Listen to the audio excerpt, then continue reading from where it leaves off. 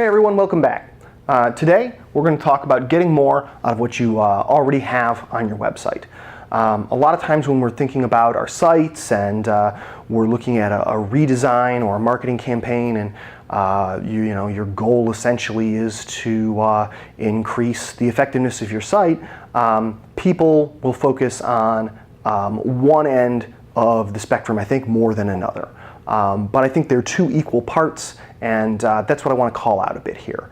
A lot of times we can get focused on driving more traffic to our site through advertising, through marketing. The idea is we've got X number of visitors on our site, and if we just pushed harder, we did more SEO, we spent more on AdWords, we ran an advertising campaign, we put something in a flyer at a conference, we could get to 2X whatever our traffic is. And people are really focused on increasing those traffic volumes. So the other half of the equation is, well, once you get that traffic, once people hit your site, what do they do? And can you make more out of what you've already got on your site? I encourage people to think about the marketing funnel, right? Everybody's familiar with the idea of the marketing funnel. You know abstractly what a funnel is. It's big on the top, it's narrow on the bottom. And that big part on the top is the traffic coming in, and that small part on the bottom is people closing as sales.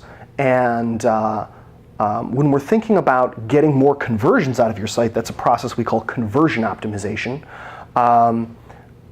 What I like to have people think about is this.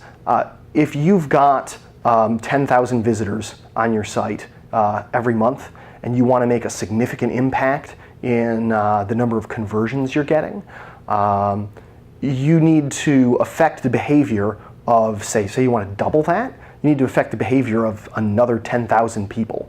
That's a big impact, right? If we get down to conversions, and maybe you get a few dozen conversions a month on your forms or whatever, and you want to double that conversion rate, maybe you want to go from like 5% to 10%. Sorry, I'm just throwing numbers out here, but the idea is there, you only need to affect what, a few dozen people? You only need to change that many people's behavior? I think that's, in a way, an easier problem to solve, and because it's all happening once people are already on your site, you are 100% in control of what goes on once people hit your site. You decide how your site's designed, you decide how it's laid out. This isn't you out there in the ether trying to manipulate an unknown, Google search algorithm.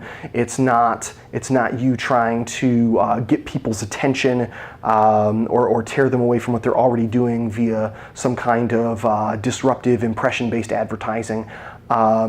You've already got people's attention, they're already on your site. Now the process is within your control.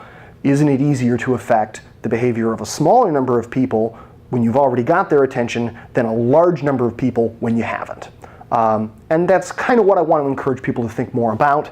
To just talk basically about process here, and I know this seems dirt simple, but when people are on your site, have a goal. You should know what it is that you want them to do when they hit the site. Is that fill out a contact form? Is that download something? Is that make a purchase if you're an e-commerce site? Know what your goal is.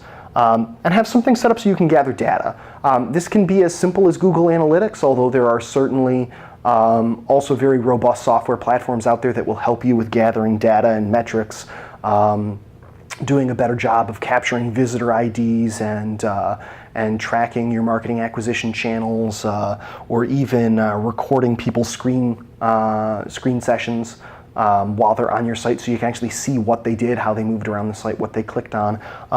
However you do it, gather data so that you know how many people hit the site, how many people converted, where did they convert on your site, when they converted.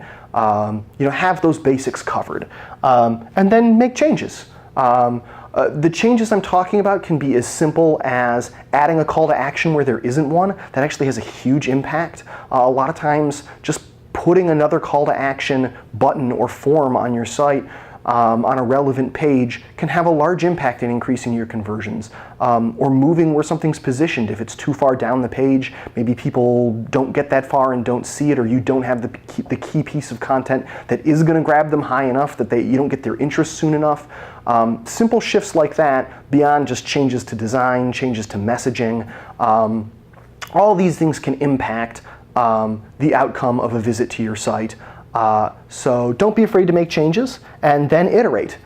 Just do it over and over and over again, and when you see that a change increased your conversion rate, keep it, and when a change has had maybe no impact or a negative impact, you get rid of it, and by steadily iterating, going through those reps, you're going to get your numbers up. And I think you're going to get your numbers up in a way that is the most meaningful to you, because at the end of the day, it's all about getting the conversions. It's not just the traffic isn't there for traffic's sake. If you double your traffic and you quadruple your bounce rate, you haven't really done yourself a favor. At the end of the day, it's about the conversions anyway. So why not start there, make sure you have an efficient machine, and then start dumping more fuel into the machine.